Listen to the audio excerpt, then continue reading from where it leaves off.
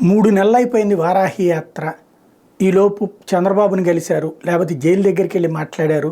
అసలు ఆయన రాజకీయం చేయాలనుకుంటున్నారా, లేకపోతే తెలుగుదేశం ఇచ్చిన దాంతో సర్దుకుని కాపుల్ని తీసుకెళ్ళి తెలుగుదేశం పార్టీకి తాకట్టు పెట్టేస్తున్నారా? ఇది రకరకాలైనటువంటి విమర్శలు, ప్రశ్నల మధ్యన పవన్ కళ్యాణ్ ఆంధ్రప్రదేశ్కి వచ్చారు. ఒక్కసారిగా దూకుడు పెరిగిపోయింది. మొత్తం అటెన్షన్ తన వైపు తీసుకున్నారు. అసలే సెలబ్రిటీ కమ్ పొలిటీషియన్, అందులో ఎలక్షన్ దగ్గరకు వచ్చింది. దీంతో అందరి అటెన్షన్ ఆయన వైపుకి వెళ్ళేటటువంటి ఒక సీరియస్ ప్రకటన.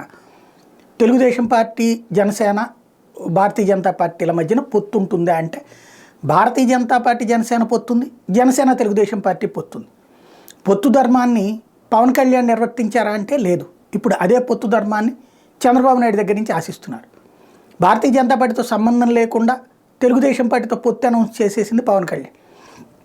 అలాగే జనసేనతో సంబంధం లేకుండా 2 సీట్లు అనౌన్స్ చేసేసింది చంద్రబాబు. ఇప్పుడు చంద్రబాబు నాయుడు పొత్తు ధర్మాన్ని విస్మరించారు అన్నటువంటి కాన్సెప్ట్తో పవన్ కళ్యాణ్ ప్రారంభించినటువంటి దూకుడు 1/3 సీట్లు కావాలని తేల్చి చెప్పడం, ఇప్పుడే కాదు తర్వాత కూడా అదే రాజకీయం అన్నటువంటిది తేల్చి చెప్పడంతో ఇక అటో ఇటో తేలేటటువంటి సందర్భం వచ్చింది. నెంబర్ 1. రెండోది, ఢిల్లీకి 2 రోజుల్లో వెళ్ళబోతున్నాం. నడ్డా, అమిత్ షాల అపాయింట్మెంట్ కోవడం. దీంతో ఒక్కసారిగా రాజకీయం వేడెక్కేసింది. ఆంధ్రప్రదేశ్లో ఎలక్షన్స్కి ముందు ఏం జరగబోతోంది అన్నటువంటిది ఒక స్పష్టత ఈ వారంలో వచ్చేసేటటువంటి పరిస్థితి ఉంది.